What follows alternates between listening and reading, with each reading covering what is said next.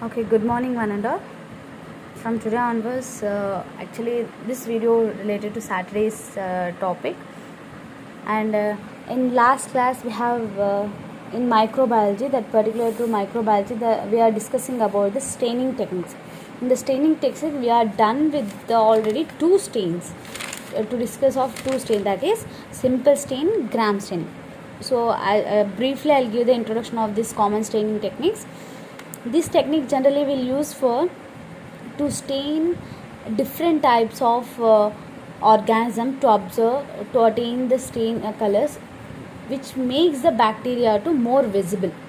Okay, for that purpose we'll do the staining for microorganisms. This is also helps in the classification and identification of bacteria. Okay, and coming to the in the staining techniques only, we have different types also. So based on a nature of stain, we'll classify staining methods into 6. That is simple stain, gram stain, Albert stain, Zale-Nelson stain, endospore stain and negative stain. These 6 staining methods we are going to discuss in this topic, and out of this we have already done with the simple stain and as well as gram stain. Now we'll move to, we are in the middle of the Albert stain. So I'll start with the Albert stain now. So coming to the Albert stain is useful in the demonstration of metachromatic granules. Suppose what are metachromatic granules? Generally in the case of cell division, you might have heard that DNA replication, did you heard, right? So in the DNA replication, the metachromatic granules will be there. Okay, not only in that, in even some other kind of granules also will find. Especially this Albert stain will use it for to stain the metachromatic granules. Okay, and this can be mainly observed by Corynebacterium diphtheria. This is diphtheria. Diphtheria is a disease which is caused by this Corynebacterium diphtheria organism. And majorly this Albert stain will use for metachromatic granules, and this can be mainly observed for Cyanobacterium diphtheria. Okay, that is the main criteria behind this using of this Albert stain. Coming to the principle, how this it will works on a bacteria. Some bacteria may have the metachromatic granules which stain dark bluish or black with methylene blue, or a mixture of toluidine blue and malachite green.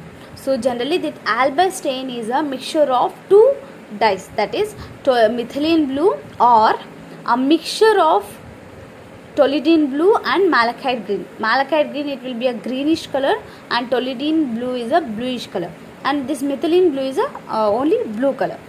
So in this we'll use methylene blue, toluidine blue or malachite green, either first one or mixture of toluidine blue and malachite green. And coming to the reagents, which reagents we require to prepare this Albert stain is Albert stain 1.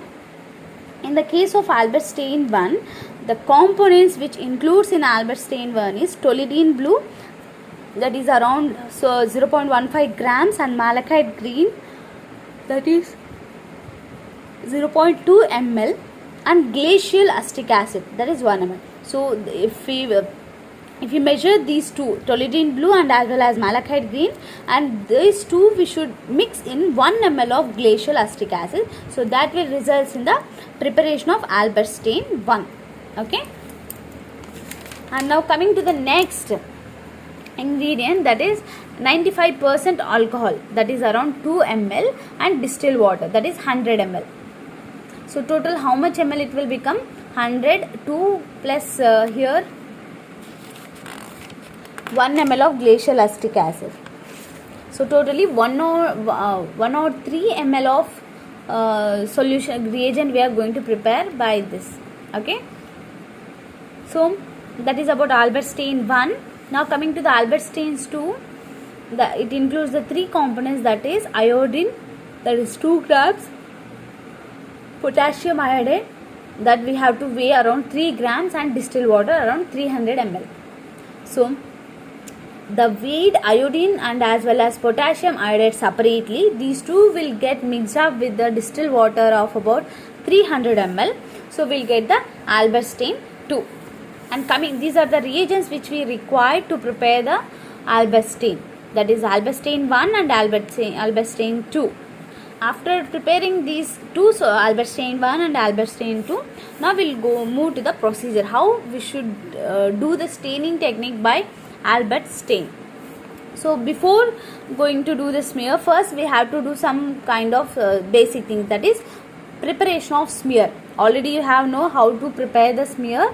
Just drop of a organism solution or other kind of material which we have to drop on a one end of the slide, and by taking another slide, if we swipe it out, there will be a thin film will get formed on a test tube on a slide.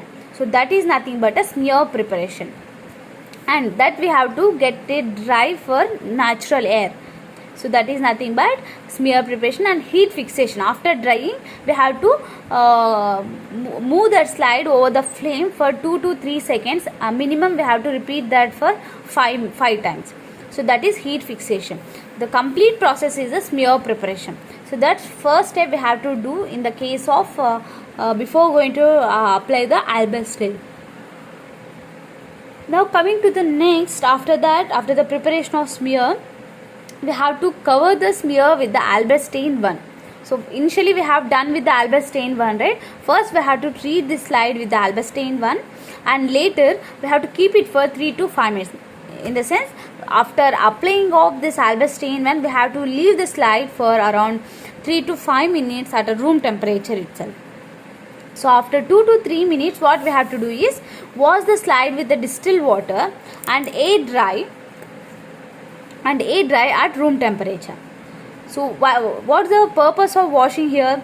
The purpose of washing is nothing but if any excess amount of stain is present over the slide, so it will get washed out by using this distilled water. That is the main intention.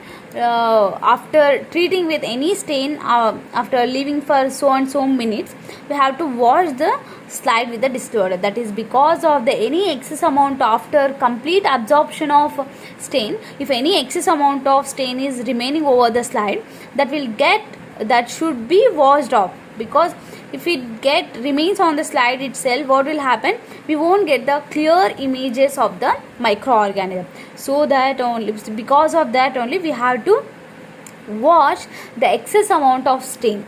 And after washing the slide with the distilled water, we have to air dry at room temperature. In the sense, normal at room temperature only, we have to keep the slide for a few minutes until it get dry. Okay, after it get dry, now we have to move for the next step, that is now cover the slide with the Albert stain 2 and leave it for 1 minute. So in the same way how we have applied Albert stain 1, in the same way now after air drying, now we have to apply the slide with Albert stain 2 and we have to leave it for 1 minute at room temperature. Okay, after 1 minute we have to gently wash in the sense, we should not pour the water so much amount. We have to just pour a little amount of water with the distilled water and air dry. Same, to remove the excess amount of stain, we have to wash gently. We have to wash with the distilled water, and later we have to do air dry at room temperature itself. So and after that, then after air dry, we have to observe under the oil immersion objective. So in the microscope there will be a oil immersion objective will be there. Okay, you already know about the how microscope looks and how many types of objectives, that is lenses, power lenses 40, 60, 100x, you know, right? So in the under that there will be oil immersion objective will be there. So under that lens we have to observe this slide to observe the microorganisms, or we can say smear. Okay, so after that, smear stain by Albert stain method shows bluish dark granules in bacteria body, and the body of the bacilli is green in color. Yeah, so after applying these stain albastane 1, and by treating with albastane 1 and as well as albastane 2, at the end of the result what we'll get is whatever the granules present, metachromatic granules present inside the cell of bacteria or organism, so it will attain a dark bluish color. Okay, that is which will attain metachrom granules which will attain a dark bluish black color, and whereas the outer side of the body of the organism which will attain a green color. So you can differentiate the green and black color, red, black or blue. So based on that, if you observe any greenish color in under the microscope, so that indicates that is a body of a organism. Suppose if you observe dark bluish or blackish color, that indicates granules, metachromatic granules. Okay, in that way we can do the albastaining method. Okay, so that is about the albastane. And one more thing, so in our regular class we around our class timings will be a 1 hour, but even in the 1 hour short period of time only we'll discuss some clarifications, everything. So in this video we are not discussing any about doubts, right? So I can put around 30 minutes class. Okay, in 30 minutes we can finish what we discuss in a regular timings. Okay, so only I'll send the link about 30 minutes class on daily basis. Clear? Yeah. So now we'll move to the, if anybody have doubts, you can personally message me or you can personally call to clear your doubts, or we'll fix one day to discuss only doubts. Okay. So in that way we can do the albastaining. Now we'll move to the second technique, that is endospore staining. In case of endospore staining, as everyone knows that endospores, what are endospores? Endospores are the highly resistible spores which will form in bacterial cell during unfavorable conditions. Because unfavorable conditions means these are highly resistant towards chemical agents or highly temperature resistant, and we can say in simple word we can say physical and chemical agent, which is highly resistant to physical and chemical agents. Okay, those type of spores we'll call it as endospores. To stain that kind of spores, that technique will name it as a endospore stain. Okay, as we know the definition, endospores are the thick walled spores formed in a bacterial cell during unfavorable conditions.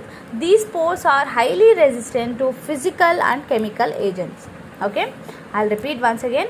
Endospores are the thick walled spores formed in the bacteria during unfavorable conditions. Okay, that you have to remember. During unfavorable conditions only these endospore formation will occur. So these spores are highly resistant to physical and chemical agents. Physical in the sense, suppose if you take natural temperature, high temperature or low temperature, or different kinds of environment. Okay, it will depend, it will differ. So if any kind of temperature, or if minus degrees or 42, even if it go higher also, that physical and chemical means by treating with any acids or acid treatments or some any chemical like bleaching powder, these are all chemical agents. Physical agents means temperature, then pH. So everything it will come under physical, and chemical will be a chemicals like HCl, acids, bases, basic solutions, everything. This will come under chemical agent. So these endospores are highly resistant towards the physical and chemical environment. So such kind of spores we'll call it as endospores, and to stain that endospores we'll call that technique as a endospore staining. Okay, now we'll move to the endospore staining technique. Species of genera Bacilli are Sporolactobacillus, Clostridium, then this that is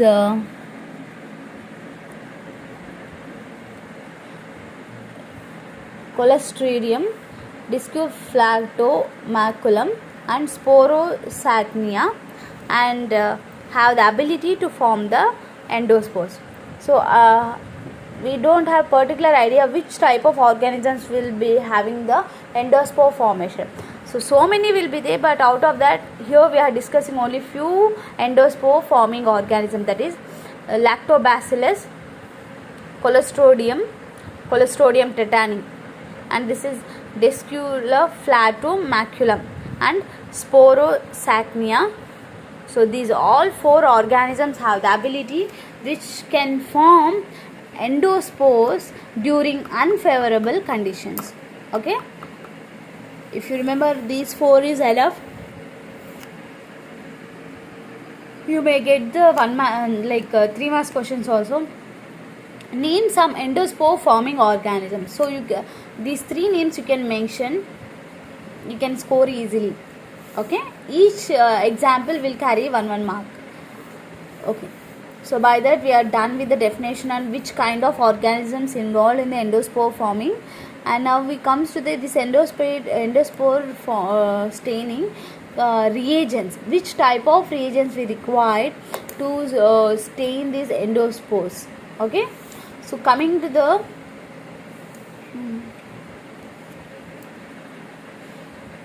reagents.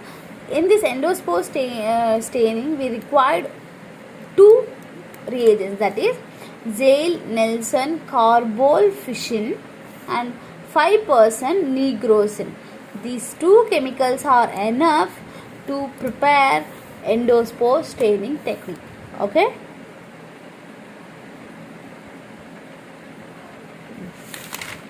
Next, after that, already we are done with the reagents. Only 2 reagents will required for endospore staining.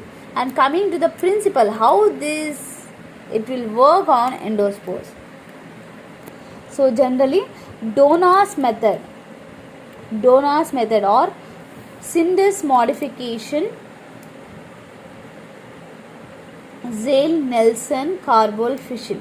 So generally this Donnas method is he used this Zale-Nelson carbol fission, which is a strong basic dye, is applied to a endospore under the influence of physical interference like heat and chemical interference like phenol. Suppose, so this Donnas method is nothing but a Syndes modification method.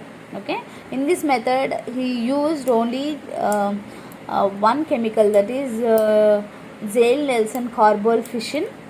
This Zale-Nelson carbol fission is a strong basic dye which is applied to a endospore under the influence of physical and chemical influence.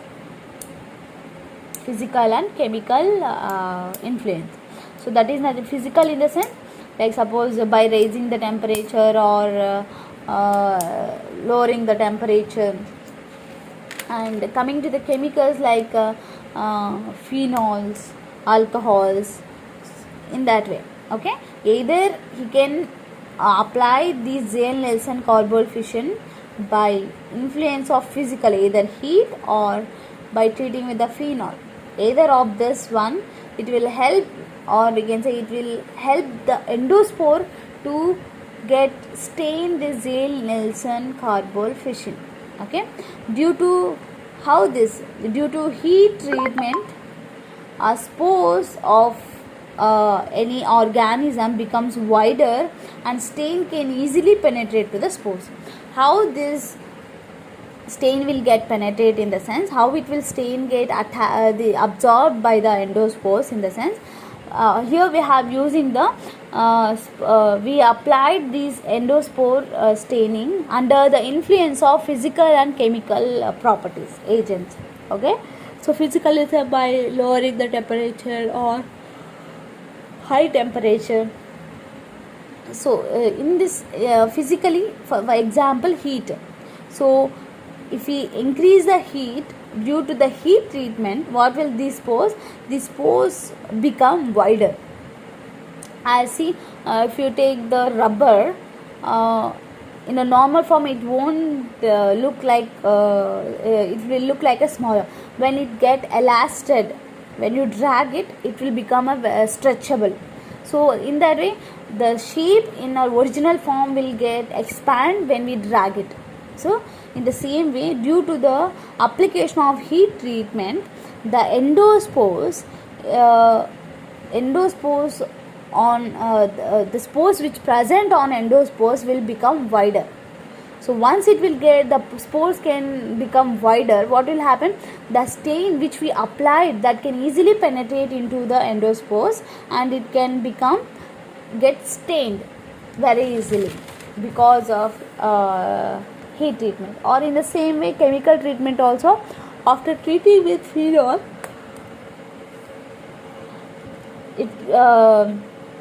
the spores will become wider and the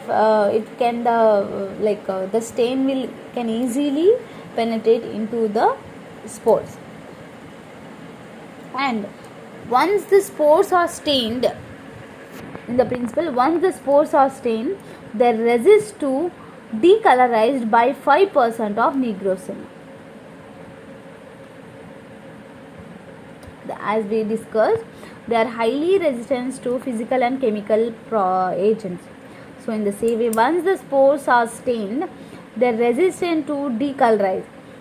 Even though we have applied the stain to the spores, they have resistant to decolorize. Decolorize in the, once we apply color, suppose if we applied the color on our skin, once we just clean it, it can decolorize, right? In the same way, these spores also, even though we have applied the stain to the spores, it can easily, it has resistance to decolorize that color by treating with 5% of nigrosin. In this method, the 5% of nigrosin will act as both decolorizants as well as a background color. Decolorizing means if some amount of color get absorbed by the bacteria endospore, and remaining excess amount of color should come out, right? So this 5%, after treating with 5% of nigrosin, what will happen is it will act as a background color, and it will also act as a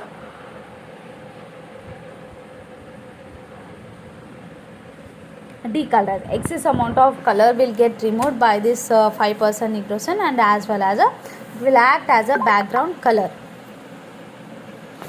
And in this method, there will be a after completion of application of nigrosin, as we know that it will act as a decolorizing agent as well as a background color. The cell staining with a Zale-Nelson carbonyl fission stains spores and vegetative cells present in the spores. Okay, and the nigrosin decolorizes the vegetative cells but not the spores. So once we have treated with the Zale-Nelson carbonyl fission, it will only it will stain the spores and as well as vegetative cells present inside the endospore. And after treating with 5% nigrosin, it will helps to decolorize the vegetative cells but not the spores. We have applied the reagent, right? After treating with the reagent, what will happen? Endospores, inside the endospore there will be a spores and as well as some vegetative cells. Both will get stained But after treating with the 5% nigrosin, which helps to decolorize only for vegetative cells, but not the but not the spores. Okay, that is the nature of this nigrosin. The nigrosin also stains, as already we have known that it will also act as a decolorizing as well as a background color, which makes it easier to see spores that are stained in red color inside colorless vegetative cells with a black background area. Thus, a contrast is created by making the background dark with the help of nigrosin. See, suppose this is my hand and outside background color is white. Suppose if you observe my hand in a clearly, if I place my hand over this, you can easily observe my hand, because background color is very dark and my hand is lighter color, brighter color. So if I place this, you can easily observe my hand with the differentiate colors. Background color is dark, so my hand is brighter, so you can easily observe. If I keep this, background color is also somewhat white. If I place my same skin color at my background, you can't observe the color very easily. So because of that purpose, we have used this endospore staining techniques. So this is the principle of the endospore technique. How this will work on an endospore. Now we'll move to the procedure. First, before going to apply this endospore, first we have to do some preparation. Add a few drops of Gill-Nielsen carbol fission to a test tube. Contain 24 or 48 hours of old culture suspension of bacterial spore. So whatever we are going to staining, this endospore staining bacteria, that culture should be 48 hours. Means the age of the spores, it should be 48 hours old culture. We should not add this stain as soon as you get the spores. The spores should be cultured around 48 hours. For 20 to 48 hours old culture specimen we have to collect. To that we have to add few drops of Gill-Nielsen carbol fission. And next, after that, place the test tube in a boiling water bath for about 20 minutes. So place the test tube in water bath for about 20 minutes. After adding a few drops of Gill-Nielsen carbol fission to the 24 to 48 hours old culture suspension of bacillus spores, after that place this test tube in a boiling water bath for about 20 minutes. Now after the 20 minutes, we have to remove the test tubes from the water bath and prepare for a smear on a clean glass slide. So in every type of technique, first we have to do the smear preparation, then we'll add the stain. But here, before going to prepare the smear, first we have to boil in a water bath for about 20 minutes by adding stain. And after that we have to prepare the culture. We have to take the small amount of suspension in the culture, put it on a slide and spread it out. So that will become a smear preparation. And after the smear preparation, we have to fix the smear with the heat. We have to dry it by on heat. Means we have to move the slide over the flame around 2 to 3 seconds, and we have to repeat these for about 5 times. Okay, and after that we have to put a few drops of 5% nigrosin at one end of the slide and spread it uniformly over the smear with the help of the another slide. Yeah, so we have to take the after removing from the water bath and smear preparation and as well as heat fixation, we have to add few drops of 5% nigrosin at one end of the slide. So after dropping a one end of the slide, it should supply over the slide uniformly. So we have to do, what we have to do is to spread the stain uniformly over the slide. We have to take the another slide and we have to make it we have to spread it. What will happen, the the stain which we apply, that will get distributed uniformly over the slide. Then after application of this 5% nigrosin, we should not wash the slide immediately, and we have to allow it to air dry. After applying this 5% nigrosin, we should not wash. We have to leave the slides about we should leave the slide at room temperature to become air dry. And after that, examine the slide under the oil immersion objective lens.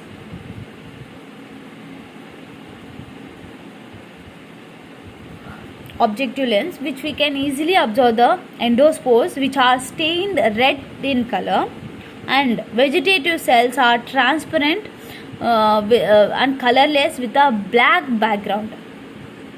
Okay, vegetative cells will be get decolorized after adding of 5% nigrosin, right? Only spores will retain this color, and after addition of this nigrosin, the vegetative cells will get decolorized, and only spores will attain the stain. And after that, endospores will stain red color, and these vegetative cells will be colorless. And then by treatment with nigrosin also, it will act as a background color, so we can easily observe these transparent vegetative cells clearly with a black background. And Fleming's method is another method for a spore staining. This is about the endospore staining technique. Apart of this technique, we have one more technique, that is Fleming's method is another method for a spore staining. Okay, by this we will done with this today's session, and tomorrow we'll continue. Thank you.